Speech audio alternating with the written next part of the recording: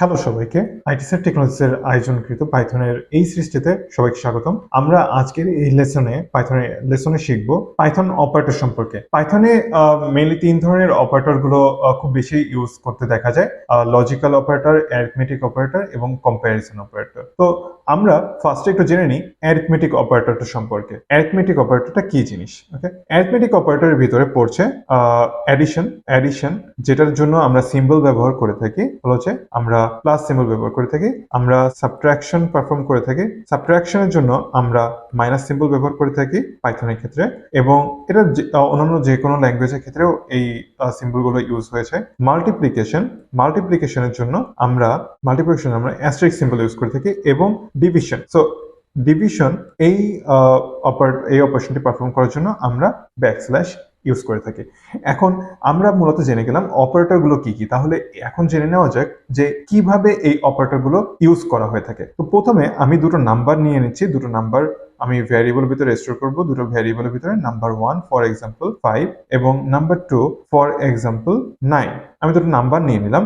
এখন যদি আমি বলি যে আমি অ্যাডিশন করতে চাই, দুটো নাম্বারকে অ্যাড করতে চাই, তাহলে আমি অ্যাড নাম্বার নামে একটা ভ্যারিয়েবল নিয়ে নিই। সেখানে আমি বলছি যে 5 বলবো না, আমি যে নাম্বার 1 এর ভিতরে স্টোর করেছি ভ্যারিয়েবলের ভিতরে, সে নাম্বার 1 প্লাস নাম্বার 2 দেখে নিলাম। এবার আমি বলছি যে আচ্ছা, আমি সাবট্রাক্ট করতে চাই, এই দুটো নাম্বারকে সাবট্রাক্ট করে দেখতে চাই। তার আগে আমরা দেখে নিই যে আমরা কি অ্যাকচুয়ালি যোগ করতে পারলাম কিনা। তাহলে আমি অ্যাড নাম্বার লিখি, অ্যাড নাম্বার যেখানে আমি অ্যাডিশন করার পরে স্টোর করেছিলাম, আমি রান করে দেখি দুটো নাম্বার যোগ হয়ে গেছে, 5 + 9 যোগ হয়ে 14 দিয়েছে। এবার তাহলে দেখে নেওয়া যাক যে আমি দুটো নাম্বারকে কিভাবে সাবট্রাক্ট করতে পারি। তো সাব নাম্বারস নামে ভ্যারিয়েবল নিয়ে নিলাম, এবং নাম্বার 1 থেকে যদি আমি নাম্বার 2 কে সাবট্রাক্ট করতে চাই বা বিয়োগ করতে চাই, তাহলে আমাকে এইভাবে লিখতে হবে, এবং আমি প্রিন্ট সাব নাম্বার, এবং আমি পুনরায় আবার আমার কোডটাকে রান করে দেখি।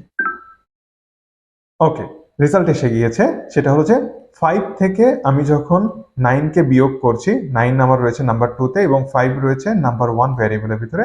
সো 5 থেকে যখন 9 কে আমি বিয়োগ করছি, তখন -4 রেজাল্টটা সাব নাম্বার নামে ভ্যারিয়েবলের ভিতরে স্টোর হয়েছে, এবং সেটা প্রিন্ট হয়েছে -4, কারেক্ট হয়েছে।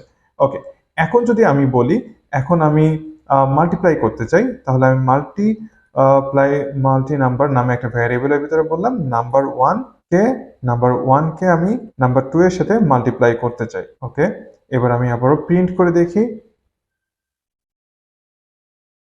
মাল্টি নাম্বারকে প্রিন্ট করে দেখি, আবারও আমার কোডটাকে রান করব। হ্যাঁ, আমি কোডটাকে রান করলাম, এবং নাম্বার 1 এর সাথে নাম্বার 2 মাল্টিপ্লাই হওয়ার পরে রেজাল্ট 45, কারেক্ট রেজাল্টটা আমাকে শো করছে।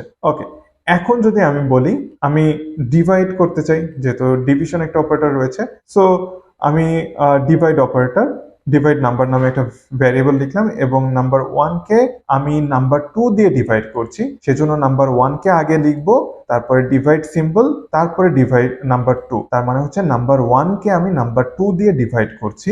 এবার যদি আমি রেজাল্টটা দেখতে চাই, তাহলে আমি প্রিন্ট ডিভাইড নাম্বার, এবং আমি আবারও আমার কোডটাকে রান করি। আউটপুট চলে এসেছে, যেটা হচ্ছে 5 কে যদি আমি 9 দিয়ে ডিভাইড করি, তাহলে রেজাল্ট 0.555। তো এইভাবে আমরা পাইথনের বেসিক অপারেটর গুলো সম্পর্কে জেনে নিয়েছি: অ্যাডিশন, সাবট্রাকশন, মাল্টিপ্লিকেশন এবং ডিভিশন। তার সাথে সাথে আমরা সেগুলোর সিম্বল সম্পর্কেও জেনে নিলাম। আশা করি তোমাদের পাইথনে এই অ্যারিথমেটিক অপারেটর ইউজ করতে আর কোনো সমস্যা হবে না। ধন্যবাদ সবাইকে, আবারও দেখা হবে পরবর্তী লেসনটিতে।